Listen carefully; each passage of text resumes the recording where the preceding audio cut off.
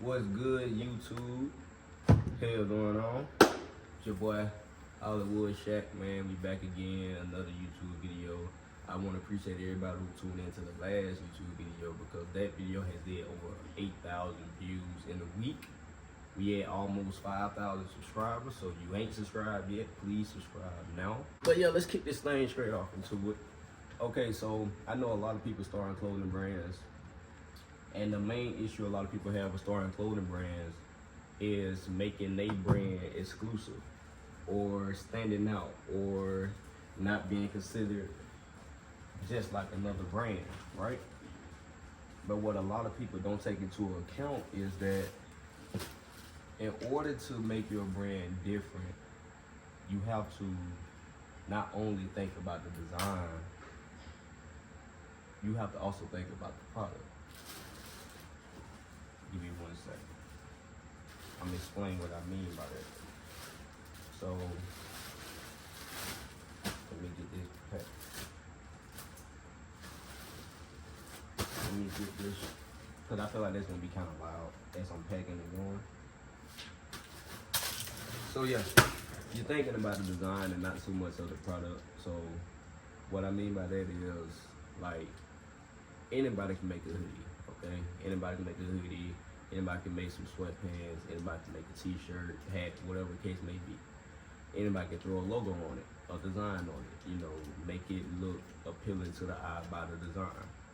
But that does not necessarily make your brand different from the next brand that you see on the side of you.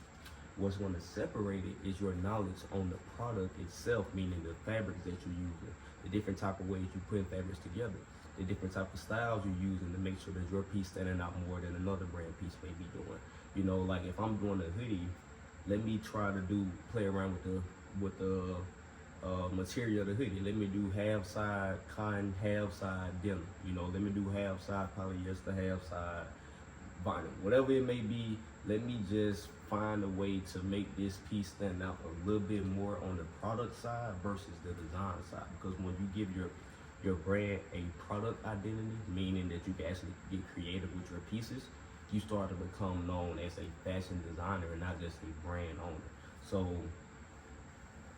if I was doing anything with my time as a brand that's starting up, it would definitely be learning different materials, different products, and different ways to put products together.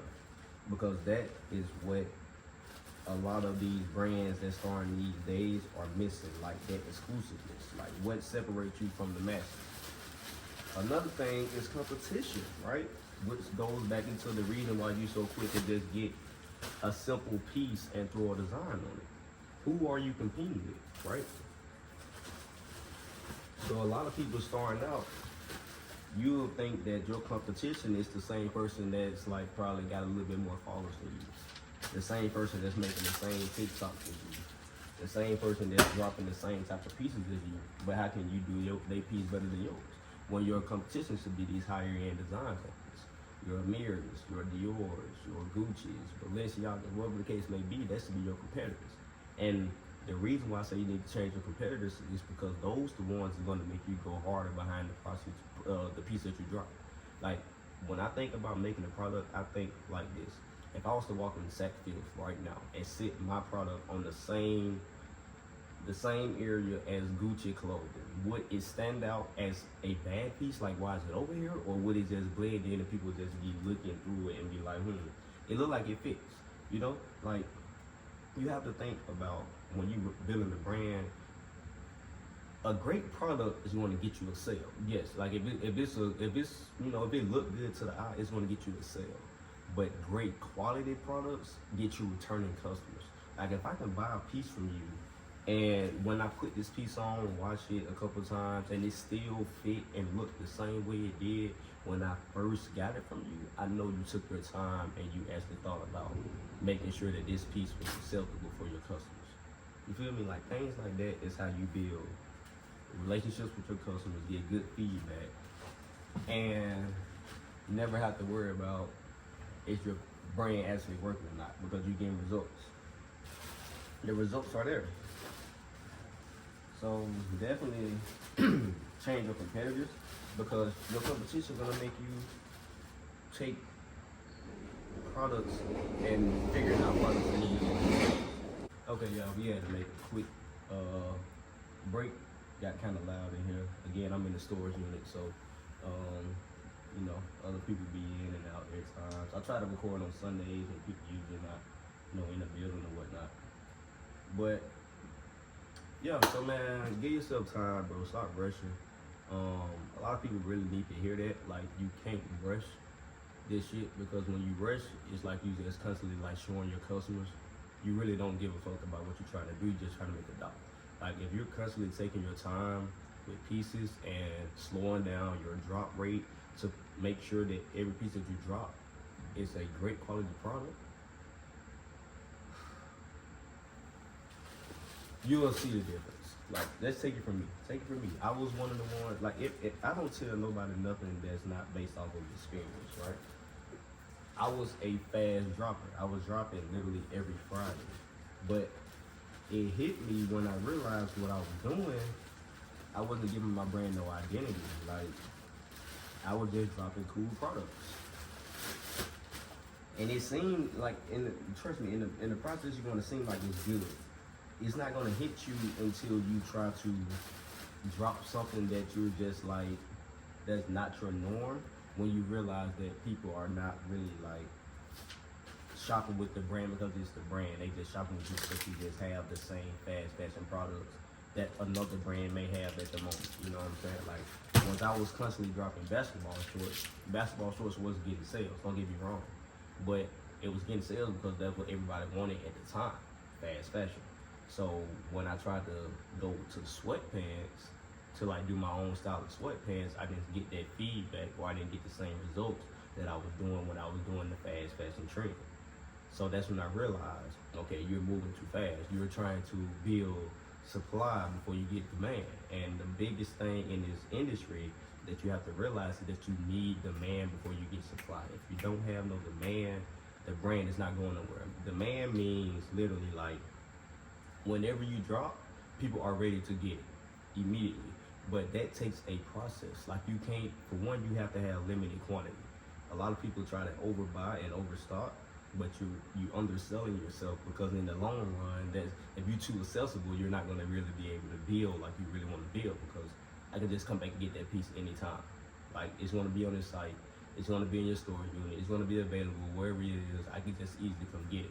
But once you start to build demand over supply, then you're gonna start to feel that feedback and the growth in your brand as you start to form, because people are going to be shopping with you because of the name of the brand now. All this ties back into your competitor.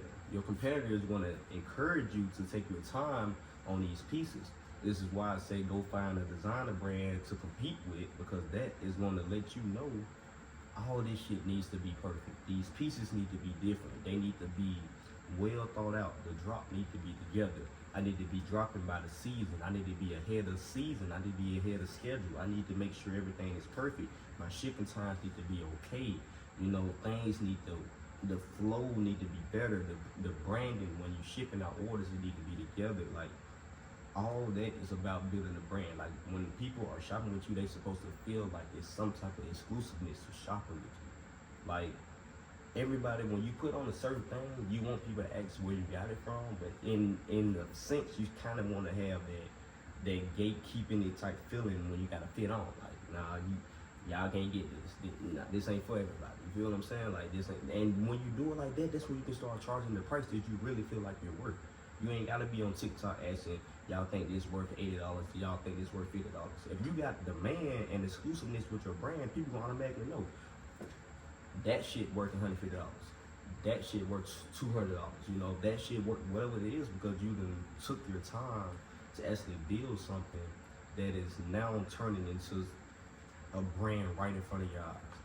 But it all comes with who you compete against, taking products more seriously than design, because everybody trying to learn how to design as far as the graphic side, but they never learn how to design as far as the product side.